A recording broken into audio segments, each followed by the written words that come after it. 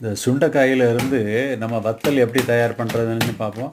காயை வந்து ஒரு பிளாஸ்டிக் கவரில் யூனிஃபார்மாக ஸ்ப்ரெட் பண்ணிவிட்டு சின்ன வெயிட்டை வச்சு நம்ம தட்டி எடுக்கிறோம்.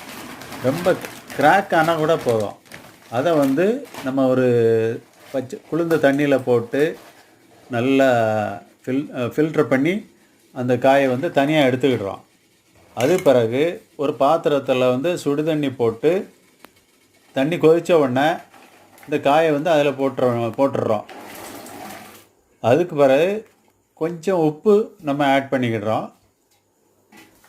உப்பு போட்ட பின்னாடி ஒரு 3 நிமிஷம் பாயில் ஆனால் போதும். அப்புறம் வந்து நம்ம வடித்து அந்த காயை தனியாக எடுத்துக்கிடுவோம்.